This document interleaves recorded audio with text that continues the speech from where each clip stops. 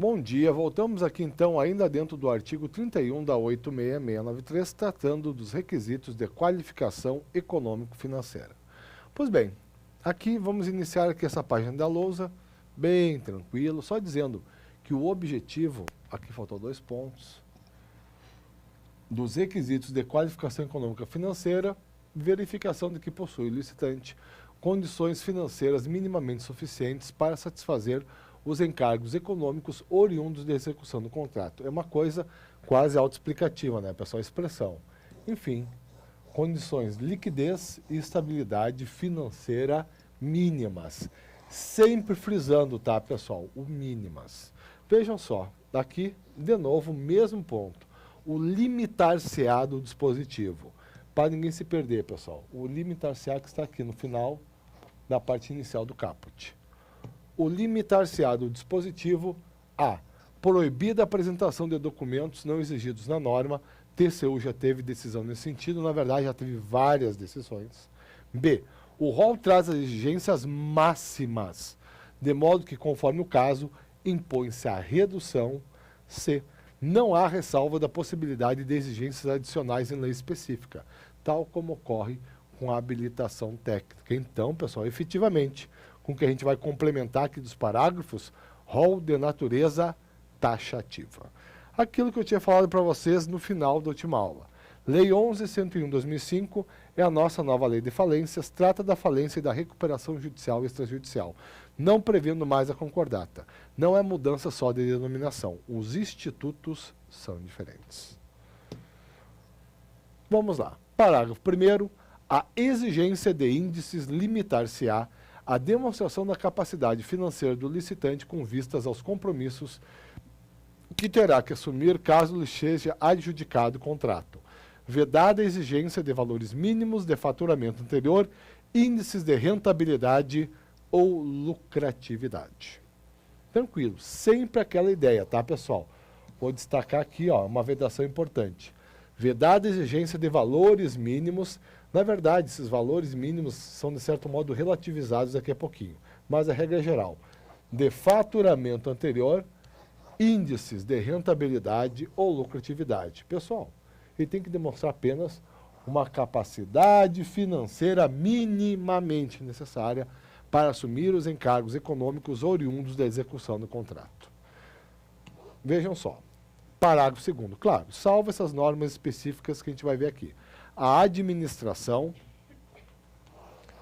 nas compras para entrega futura e na execução de obras e serviços, poderá estabelecer, no instrumento convocatório da licitação, a exigência de capital mínimo ou de patrimônio líquido mínimo ou, muito importante esse ou, cuidar ele, ainda as garantias previstas no parágrafo 1º do artigo 56 dessa lei, como dado objetivo de comprovação da qualificação econômico-financeira dos licitantes e para efeito de garantia ao adimplemento do contrato a ser ulteriormente celebrado. Então, pessoal, vejam bem, o que tem de novidade mesmo aqui, ó, nas compras para entrega futura, só para entrega futura, e na execução de obra e serviço. O que tem de novo não é a possibilidade de pedir garantia. Isso aqui já está no caput 31. Mas a possibilidade de ser exigido comprovação de capital ou de patrimônio líquido mínimo. TCU, segunda Câmara, Acórdão 2129/2005. Exigências de capital ou patrimônio líquido mínimos devem ser proporcionais e comprovadas na habilitação, não quando da assinatura do contrato. A primeira parte, a segunda parte, na verdade, pessoal, é evidente. Nós vamos tratar disso aí, a gente já falou rapidinho, mas sabemos que o edital é a lei interna da licitação. Então, se ele não prevê a exigência de capital ou patrimônio líquido mínimo, quando cabível tal exigência, não pode o licitante vencedor ser surpreendido por ela só quando a celebração do contrato. Ademais, pessoal, a exigência, sem dúvida, deve ser proporcional. Não se admite, por exemplo, que no contrato de compra, cujo valor de aquisição dos bens para a administração é 100 mil, se exija uma comprovação, por exemplo, de um capital de R$1 milhão. A exigência é flagrantemente desproporcional e, portanto, nula. E olhem só, pessoal, o ou que eu tinha me referido para vocês. TCU, primeira Câmara, Acórdão 229/2006. Capital, patrimônio mínimo ou garantias do artigo 56. Não cabem as exigências de forma cumulativa. Vamos lá, parágrafo 3º.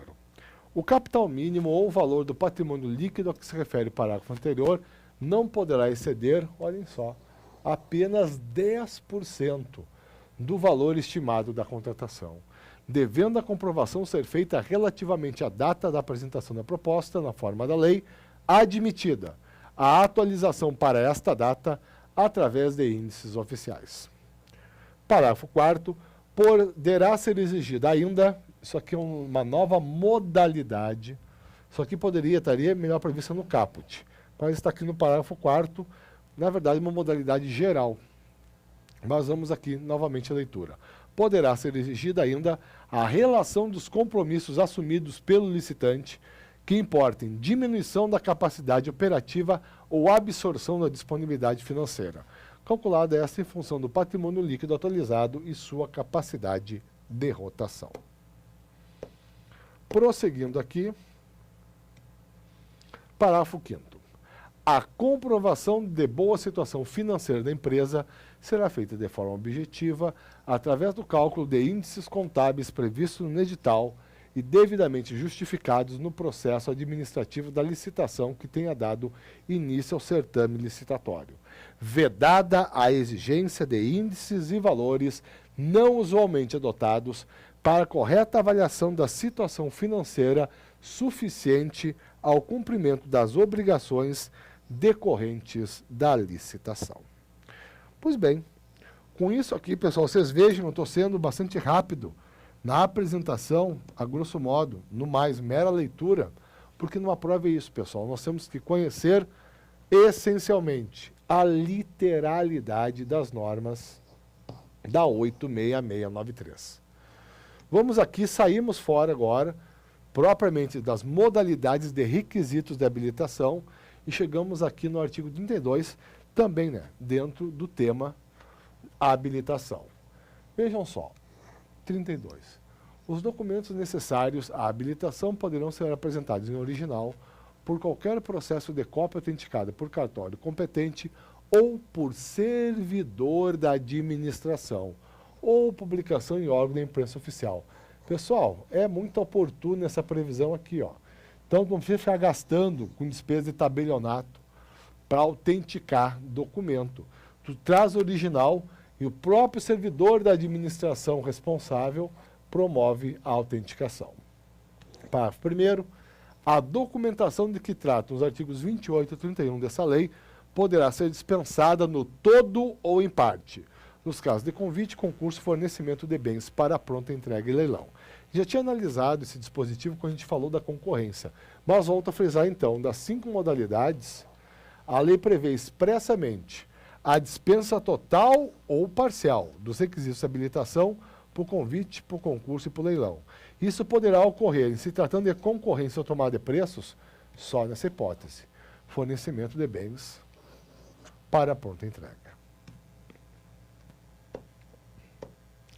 Parágrafo 2º, o certificado de registro cadastral. Pessoal, a próxima sessão, que é bem curtinha, é só sobre o nosso registro cadastral. Mas vamos lá. Parágrafo 2º, o certificado de registro cadastral, a que se refere o parágrafo 1º do artigo 36, substitui os documentos enumerados nos artigos 28 a 31, quanto às informações disponibilizadas em sistema informatizado de consulta direta indicado no edital, obrigando-se a parte a declarar sobre as penalidades legais a superveniência de fato impeditivo da habilitação. Então, pessoal, esse aqui é o objetivo mesmo do registro cadastral. Eu vou deixar para me deter mais na matéria dentro da próxima sessão. Parágrafo 3º, a documentação referida nesse artigo poderá ser substituída por registro cadastral emitido por órgão ou entidade pública, desde que previsto no edital e o registro tenha sido feito em obediência ao disposto nessa lei. Vejam só, eu coloquei ali na outra página, Realmente, se tu ler rápido, tu não consegue entender direito. Pode não conseguir entender direito a diferença entre o segundo e o terceiro. Mas eu coloquei aqui, ó, bem tranquilo. O parágrafo 2º do artigo 32 determina as condições para que o certificado de registro cadastral substitua a documentação de habilitação. E o terceiro do 32 autoriza que a comissão de licitação, respeitados os requisitos do segundo, aceite certificados expedidos por outros órgãos ou entidades da administração pública, desde que isso tenha sido previsto no edital. Portanto, né, pessoal, o segundo diz quais são os requisitos para que seja aceito o certificado de registro cadastral em substituição aos documentos de habilitação. E o terceiro traz um permissivo para que a administração responsável pela licitação aceite os registros cadastrais, os certificados expedidos por registros cadastrais mantidos por outros órgãos ou entidades. Seguindo aqui, parágrafo 4º, as empresas estrangeiras que não funcionem no país, tanto quanto possível, atenderão, nas licitações internacionais, as exigências dos parágrafos anteriores, mediante o quê? Documentos equivalentes. Estamos falando do quê, pessoal? Da documentação de habilitação. Seguindo, autenticados pelos respectivos consulados e traduzidos por tradutor juramentado, devendo ter representação legal no Brasil, com poderes expressos para receber citação e responder administrativa ou judicialmente. Então, vejam só, na verdade, a empresa, então, que não funcionar no Brasil é aquela, né, pessoal, que não tem autorização do governo federal. Para tanto, ela ainda assim, para entrar numa licitação, vai ter que ter uma representação legal no Brasil. Parágrafo 5º, não se exigirá, para habilitação de que trata esse artigo, prévio recolhimento de taxas ou emolumentos, salvo os referentes a fornecimento do edital, quando solicitado com seus elementos constitutivos, limitado ao valor do custo efetivo da reprodução gráfica da documentação fornecida. Ou seja, pessoal, se o licitante tiver que pagar, vai pagar apenas se desejar obter realmente cópias da documentação original e vai pagar o quê, pessoal? Apenas o custo efetivo da reprodução. Seguindo aqui, parágrafo 6º, um bom parágrafo para a prova para quem é preguiçoso, tá, pessoal? Porque a gente não pega as remissões, às vezes, postas em lei. Então, vamos lá. O disposto no parágrafo 4º desse artigo, no parágrafo 1º do artigo 33 e no parágrafo 2º do artigo 55, não se aplica às licitações internacionais. Vejam só, apenas para as licitações internacionais, ou seja, aquelas que, na verdade, falei apenas, né? Mas aquelas das quais podem participar todo mundo. Empresa brasileira, empresa estrangeira em funcionamento do país, e empresa estrangeira que não esteja em funcionamento no país. Seguindo aqui, então, não se aplicam esses 3 dispositivos às licitações internacionais para aquisição de bens e serviços cujo pagamento seja feito com o produto de financiamento concedido por organismo financeiro internacional do que o Brasil faça parte ou por agência estrangeira de cooperação, nem nos casos de contratação com empresa estrangeira para a compra de equipamentos fabricados e entregues no exterior, desde que para este caso tenha havido prévia autorização do chefe do Poder Executivo, nem nos casos de aquisição de bens e serviços realizada por unidades administrativas com sede no exterior. Pois bem, pessoal, então, nessas hipóteses, não se aplicam 3 dispositivos da 86693. Quais são eles, pessoal? O 32º, que a gente acabou de ler, que é como a empresa estrangeira apresentará documentação de habilitação, vou ler novamente aqui o dispositivo, as empresas estrangeiras que não funcionem no país, tanto quanto possível, atenderão, nas licitações internacionais, as exigências dos parágrafos anteriores e mediante documentos equivalentes, autenticados pelos respectivos consulados e traduzidos por tradutor juramentado, devendo ter representação legal no Brasil, com poderes expressos para receber citação e responder administrativa ou judicialmente. Pois bem, então, no todo ou em parte, cabe o afastamento do 32º na hipótese do 32º. Da mesma forma, é afastado o 33 primeiro, segundo o qual, no consórcio de empresas brasileiras e estrangeiras, a liderança caberá obrigatoriamente à empresa brasileira, observado o disposto no inciso 2 desse artigo. E já vai tratar de consórcio, pessoal, mas é bem simples. Então, numa licitação internacional, nas hipóteses do parágrafo 6º do 32, pode a liderança, no caso de consórcio, caber a uma empresa estrangeira. E por fim, aqui o 55, parágrafo 2º. Nos contratos celebrados pela administração pública com pessoas físicas ou jurídicas, inclusive aquelas domiciliadas no estrangeiro, deverá constar necessariamente cláusula que declare competente o fórum da sede da administração, para dirimir qualquer questão contratual, salvo o disposto no parágrafo 6º do artigo 32 dessa lei. Então, tranquilo, pessoal, poderá não constar essa cláusula, ou seja, poderá não constar como cláusula obrigatória aquela que defina o fórum da sede da administração como competente para resolver divergências, questões relativas ao contrato. Vamos agora, como eu tinha falado há pouquinho, tratar da participação de empresas em consórcio. Antes até de a gente começar a ler, eu vou trazer aqui essa lição do Bandeira de Mello bem tranquila. O que nos diz o professor? Bandeira de Mello, o consórcio não é uma pessoa jurídica, mas uma associação de empresas que conjugam recursos humanos, técnicos e materiais para a execução do objeto a ser licitado. Tem lugar quando o vulto, complexidade ou custo do empreendimento supera ou seria dificultoso para as pessoas isoladamente consideradas. Então, pessoal, o consórcio não origina uma PJ, uma pessoa jurídica, uma pessoa que tem aptidão para, em nome próprio, adquirir direitos e contrair obrigações. Simplesmente, pessoal, o consórcio é isso aqui, ó. É uma união de empresas a fim de participar de um procedimento de licitação. Pois bem, vamos agora, então, iniciando aqui o 33, quando permitida na licitação, aqui está, bem claro, discricionariedade para a administração. Quando permitida na licitação, a participação de empresas em consórcio, observar-se-ão as seguintes normas. Deixa eu falar aqui, antes da gente ir para o outro dispositivo, essa decisão do plenário TCU no Acórdão 1240/2008. Não há nenhuma restrição na lei quanto ao número máximo de participantes no consórcio. Então, por exemplo, no mais comum, consórcio que envolve licitações para a construção de obras públicas de grande porte. Pode entrar 30 empresas? Pode. Segundo o TCU, a lei não veda, logo não pode a administração instituir esta vedação. Vamos lá. Então, as regras para a participação. 1.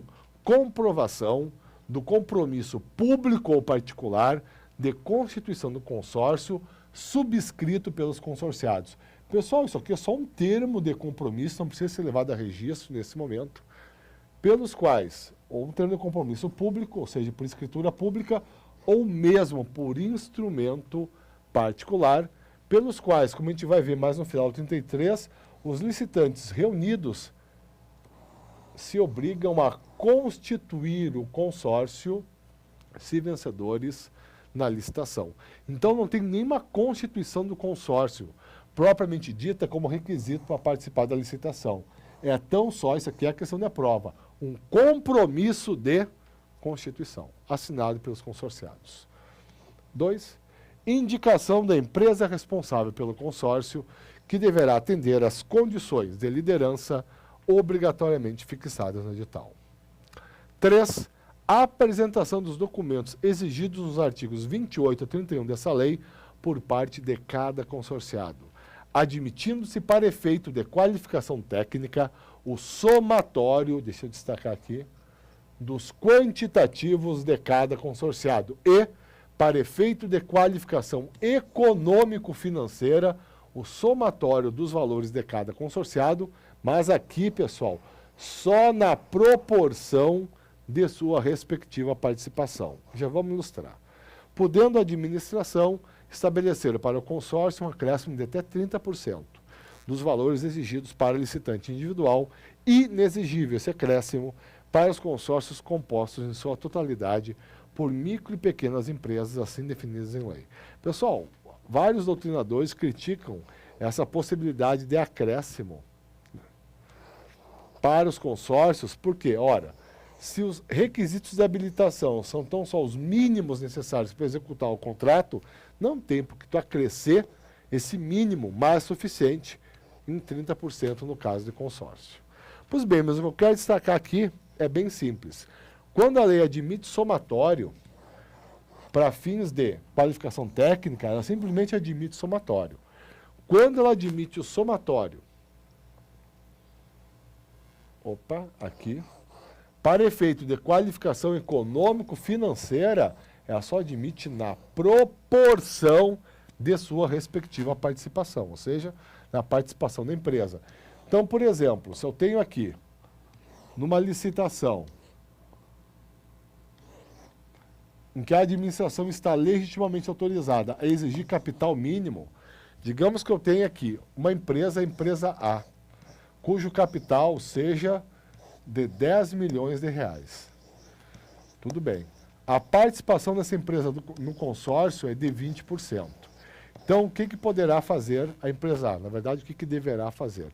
Ela pode considerar esse capital para fins de somatório, para fins de atingimento do capital mínimo exigido na licitação, mas só na proporção da sua participação. Ou seja, aplicando 20% em 10 milhões, esse capital da empresa A é considerado, para fins de comprovação de patrimônio líquido mínimo, de capital mínimo, apenas no valor de 2 milhões de reais, o percentual de participação da empresa no consórcio.